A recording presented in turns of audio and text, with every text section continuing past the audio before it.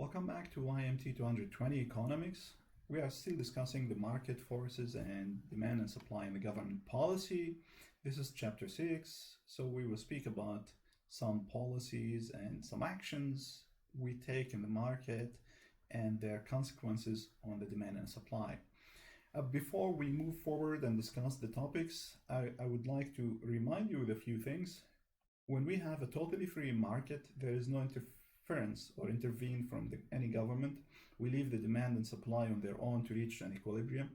Those who value the item most will buy it, and those who are not willing to pay for it or cannot afford will just leave the market and find a replacement.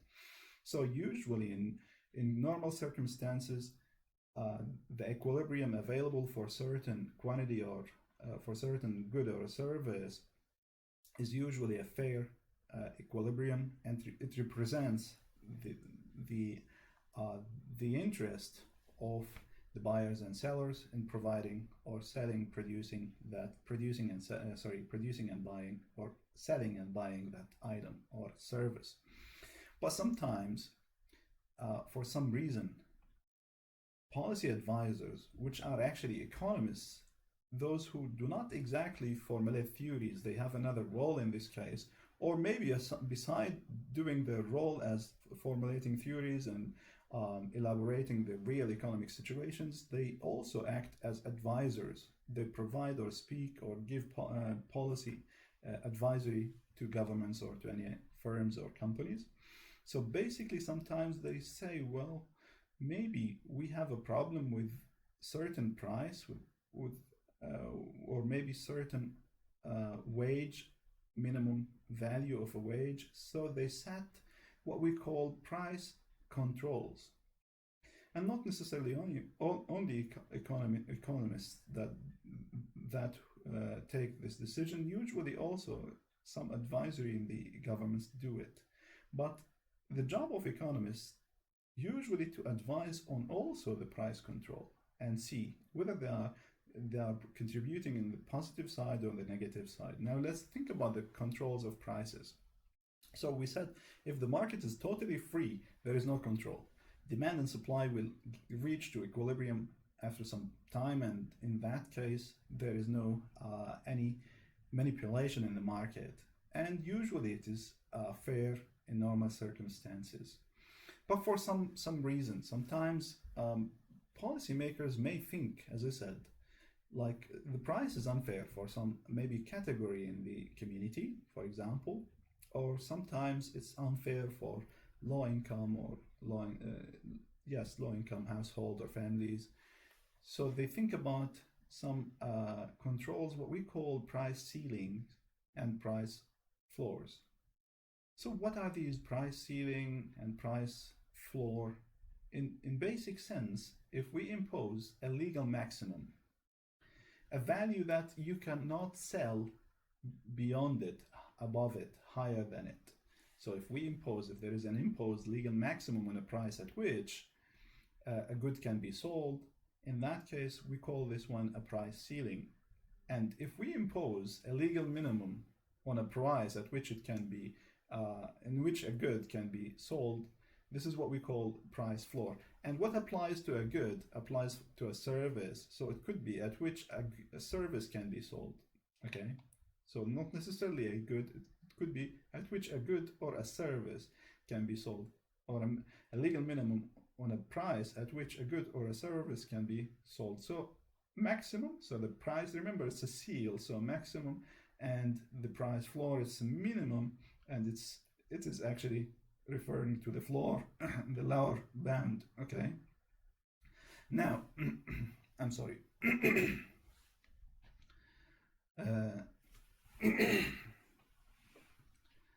How price ceilings affect the market outcomes? Now let's take these two controls separately and speak about them separately.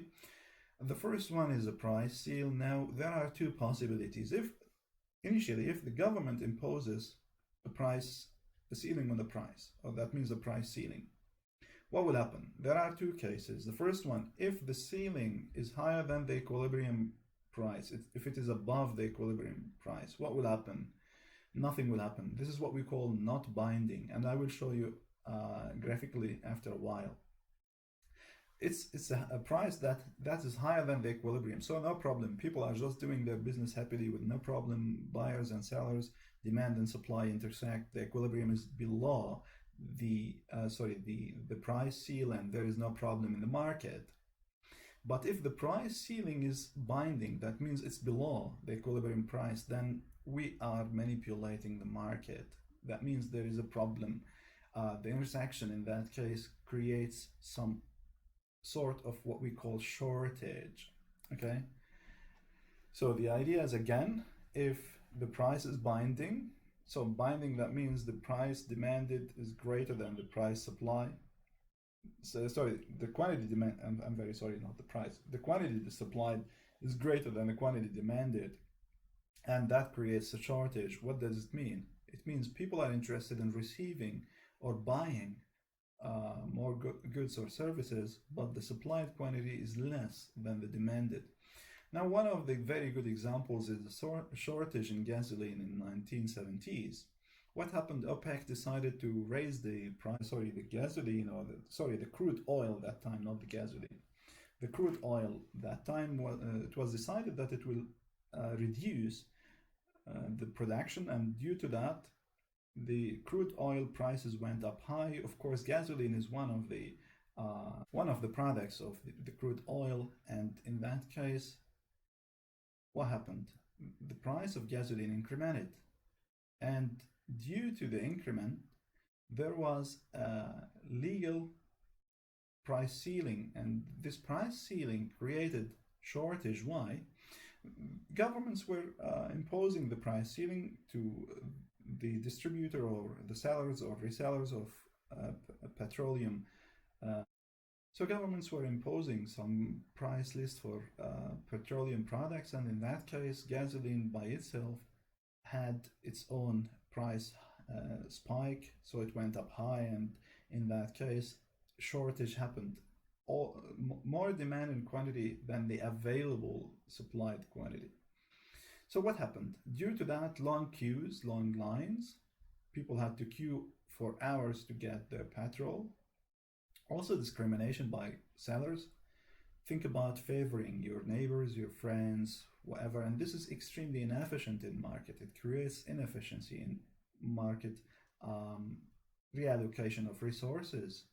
Okay, so now think about also the market for apartments. Imagine that the government is also imposing certain government is imposing some price ceiling for market of apartments. Now you think about the quantity and the price in different ways. Maybe you think about 800, it could be in any currency, or 300 here, the quantity, not necessarily 300 units only, it could be 300K, for example. Just an illustration example so that you understand the idea. So we have the supply and demand curves. The intersection is around 300 quantity of 300 at the price of 800.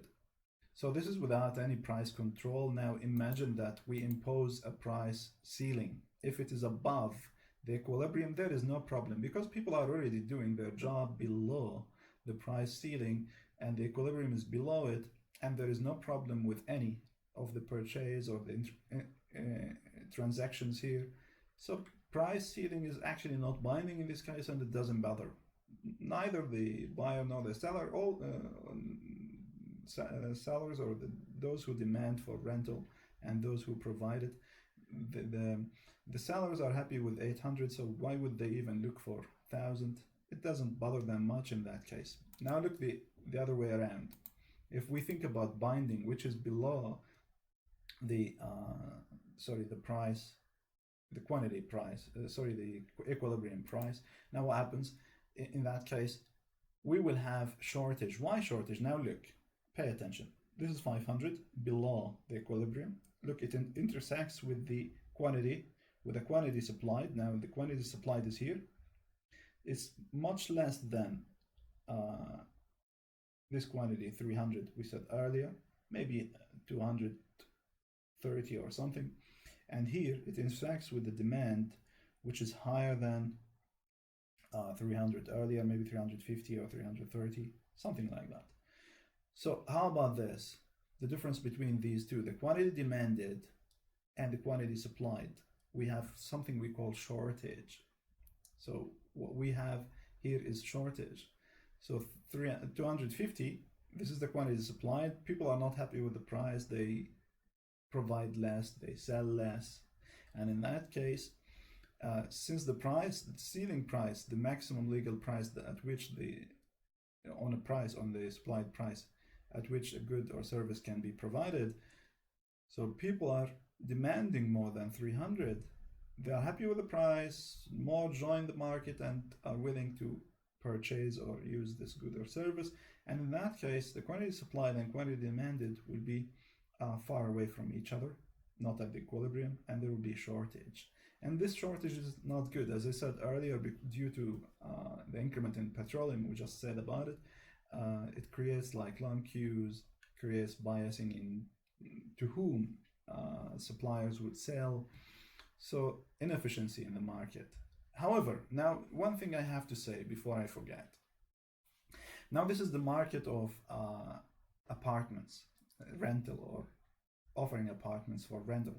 Now the idea is like this. This is for the short run. That means not for the long term, okay? For the short run, short term. Why? For the short term, people usually do not quickly change their housing arrangement. Landlords and also tenants do not quickly adapt to the price change, and due to that, it's inelastic. The demand and supply, both of them are inelastic for the short run, but after some time they adapt. That means what happens? It will become actually more elastic for the long run, and also the shortage will be even higher in that case. Why people adapt? Maybe they try to live together, they rent, like they go for roommating, or maybe younger ones go back to their families and so on. Also, landlords maybe offer less apartments because they are not happy with the price, or they think about some other ways to offer the apartments to those who pay maybe under the table, for example. And in that case, what happens? More shortage for the long run. And that's why it's actually more elastic for the long run, and that you see how the inclination of these demand and supply, it is like more than the one here. And that's extremely clear. I may ask such a question during the exam, like about the difference between, let's say, the shortage in the market, demand and supply of the market of apartments for the long and short run. If you want to compare, simply because of elasticity, the shortage is less for the short run, and it's higher, of course, for the long run. Okay. And now, as I said earlier, rationing the shortage is usually unfair. I said earlier, discrimination about maybe also, one thing I didn't say, discrimination about maybe race, maybe about religion, or whatever factor. Some people, oh, this is not from us, don't sell him. So, because the market is not exactly free, the scarce resources dictate that those who value them most get them if there is no price control. But if there is a price control, well, the sellers will say, okay, I'll favor some people to give them these items that I have. And this is extremely inefficient and creates problems in the community and the marketing of goods and services. Okay. So the idea of having a policy advisor as an economist actually should come up with some advice, like if there is a control price that creates extreme shortage, then maybe the government should revise the policy. And that's exactly the problem. If totally free market, there will be no long queues, there will be no unfair reallocation of resources, maybe no discrimination. Those who value the item most will pay for it. Those who cannot afford or are not willing to pay for it, they will just leave the market, find their own replacement. Now think about another case study we spoke about,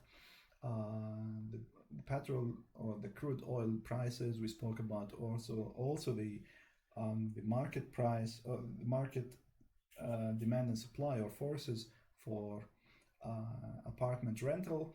Let's speak about unskilled labor. And this topic is extremely critical for many countries and governments. Now I'll explain why while I'm explaining. Now think about the minimum wage, or the wage paid for, not minimum actually, the wage paid for unskilled labor or workers, and the quantity of unskilled labor, the number of those who are demanded or supplied. And now you may think, how do we supply unskilled labor? They offer their service. Actually, you don't supply them as a good; they offer their service. Like I'm willing to work in some sort of labor job with no skills. So that's exactly the idea how the demand and supply happens. Supply happens due to the need of factories, firms, companies, whatever dictates or needs or demands a labor. So demand and supply, they intersect somewhere. We have an equilibrium with no price control. Now imagine for some reason, and it happens in most of the countries, including Turkey, there is a minimum wage, not per hour. In Turkey, actually, minimum wage is imposed for salary per month. And you know that creates also a problem. I'll just speak about it in a while. Now imagine this is per hour, because in many countries, for example, for unskilled labor, they take per hour. Think about it like per hour is at the equilibrium now. We have 4 per hour, and 500 individuals are demanded for working in companies somewhere. Maybe it could be 500. It could be 500K, 500 millions if you speak worldwide. So it depends. Okay. Now, let's say we impose a price floor which is below the equilibrium. There will be no problem in this case. It's very similar to the concept of price seal, which is above the equilibrium. Now people are already happily doing their job, exchange of unskilled labor effort for $4 per hour. If you say the minimum is 3, okay, we are above already. We are paying those who demand. They say we're paying already higher than the floor price, so there is no problem. And the supplier are already happy they receive higher than the floor imposed by the government. This is not binding, and that's not a problem in any market. It just protects the rights of maybe unskilled labor for some manipulation and unbiased treatment by firms and maybe companies. Okay. Now, if the price floor is higher than the equilibrium, now this what happens. We will have a surplus. Surplus means we will have more supplied unskilled labor than demanded. And due to that, we have what we call binding floor on the price. So now look at this. The demand only 400, the supply is 550. So we have surplus, excessive amount or extra amount, not amount in this case, extra number of workers.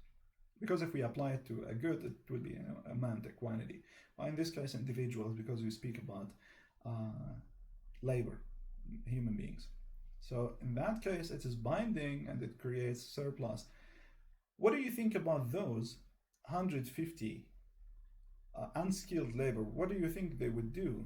They wouldn't find a job. They will go unemployed. And this is a problem in the community. When we impose, or when a government imposes a minimum wage which is higher than the equilibrium price, what happens? Unemployment. And this unemployment is actually a trouble. It creates actually a lot of effect, especially for whom? For teenagers. Those who just got graduated, for example, or for those who didn't go for study, they just want to work, but they don't have skills. They're still young to have skills. They don't have the proper experience to have them skilled, and actually their wage will be maybe way higher than the minimum wage already. So in that case, there are some studies checked actually, or investigated the increase of a minimum wage. What happens? 10% of an increase of a minimum wage in some studies that actually rises the unemployment rate of teenagers from 1 to 3%, and that's a problem. You may think now, why in many countries fresh graduates usually do not easily have a job. Minimum wage actually creates such a problem. Some also of the like fresh graduates may even be interested in working as interns just to earn an experience before getting a proper job. Interns usually are not paid. If the price floor is applied also for interns, the problem would be even worse. Okay. Now let's just take some examples, real examples. We have the market for hotel rooms. This could be changed by anything, either an item or a good or a service to be provided. So now we have the supply and the demand, and we have the intersection here. We have 100 quantity demanded, 100 rooms at the price of 100. Price could be of any currency, it doesn't matter. Okay, it applies to anything. Now what we need to do is determine the effect of $90 price ceiling. Now the price ceiling, look, is it above the equilibrium or below the equilibrium? If it's below the equilibrium, then we have a problem. Since it is below the equilibrium, that means the price supplied, the quantity supplied would be less than the quantity demanded. And what happens? Now the 90 intersects here, so it will be 90, also 90 rooms demanded, supplied, sorry, not demanded, and here 120 rooms demanded. So how about this? Okay, shortage. So we have 30 rooms shortage in this case. How about price? 90 for floor. 90 for a floor which is below the equilibrium. Below the equilibrium has no problem. Now we don't have a problem with the price floor which is below the equilibrium. People are already happy making their deal around 100, and that's fine to them to have a floor lower than the price that for buying and selling or for supply and demand. But how about floor of 120? 120 is above the equilibrium. So in that case, what happens? Now let's intersect 120 here with a demand much less than 100, that's 60. Okay, and the supply, and as you know, the law of supply, when prices go up high, suppliers usually supply more or provide more quantities to be supplied. So 120, we have 120 rooms. So what will happen between 60 and 120? That's shortage in rooms. Okay, this is a solution. I explain about those. So we have in this case, since the price, as I said earlier, price ceiling is less than the equilibrium price, then we will have shortage of 30 rooms. This is the first case. The second case, the price floor is not binding and will not create any effect. If the price floor is higher than the equilibrium, it will create effect. There will be surplus in rooms. That means more rooms provided than what the market actually demands, and that's 60 rooms, actually 60 to 120, that's 60. Okay, so how about if we evaluate in total about the whole situation, the price ceiling, the price floor, and whether it is needed or not. Now, I will remind you with a few things. Markets are actually a good way to organize economic activities. Do you remember from the 10 principles of economy? So now what happens? Economists usually advise that the price ceiling and price floor are actually external forces, and they oppose them. Why? When we reach to equilibrium of any good or service, it is actually due to millions of transactions, millions of decisions like made by suppliers and consumers or sellers and buyers. If you want to modify or impose any force or external force on those, then most likely what you are looking at or aiming at will not be achieved.